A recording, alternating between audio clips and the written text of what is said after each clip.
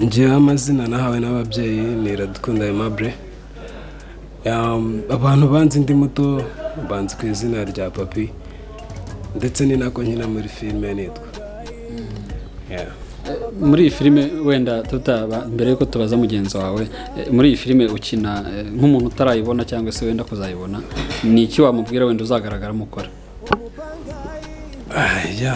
Bongewe mba ndimo gukina, urabona urubyiruko ruri hanze aha bro, hariho ikibazo cyo gukoresha ibiyobyabwenge mu rubyiruko, then ugasanga ntabwo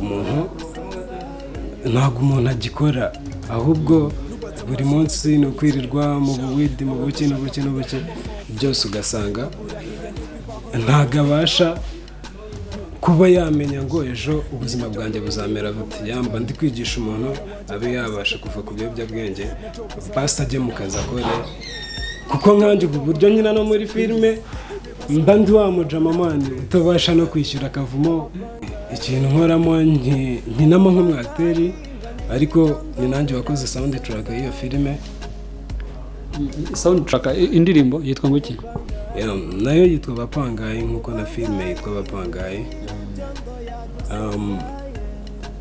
Hari uburyo igendamo nyine ku buryo bizaryohera umufana ureba iyo filime, ndetse ikaba yabasha no kumwigisha tu, kuko karavuga ngo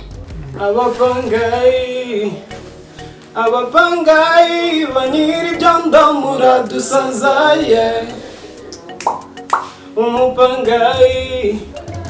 umupangayi uri nyiri ibyondo yadusazaye. Nubatse amazu yanjye mvunitse sha, nawe ngo ushaka kuyabamo for free, ndakurahiye ntibibaho nukuri sha.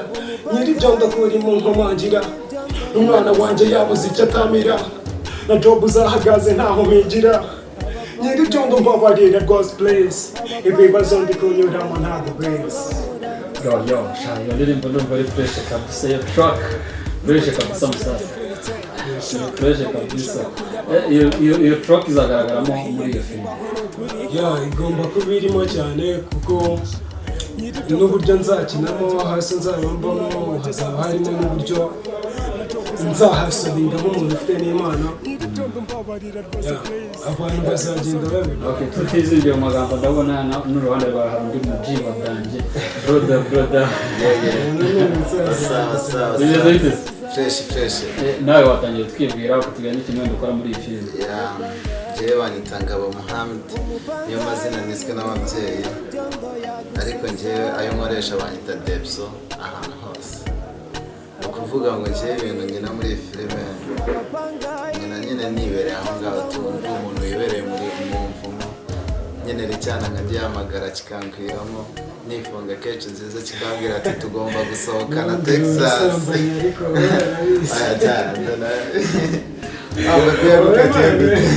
Ubwo ntuzibeshye ukarya n'umwana wa boss wa nyiri ibyondo.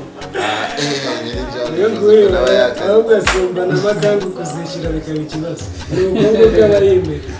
Nibyo muri filime, ariko nyine mu buzima busanzwe kiramo agacongo nkajya gusenga nkambaza Imana. Ndumva iyo filime yanyu iraryoshye, ndumva twazayireba wenda kuri mwana filime uzi nk'uko bari babitubwiye. Ngira ngo wenda tutizingiye mu magambo, wenda twabaza n'abandi, ndabona hari abandi bavandimwe hariya nanone twabaganiriza nabo bakatubwira ku buryo buri muntu wese azamenya sawa Nyiri ibyondo kuri mu nkomangira, n'umwana wanjye yabuze icyo atamira, na job uzahagaze ntaho mpigira.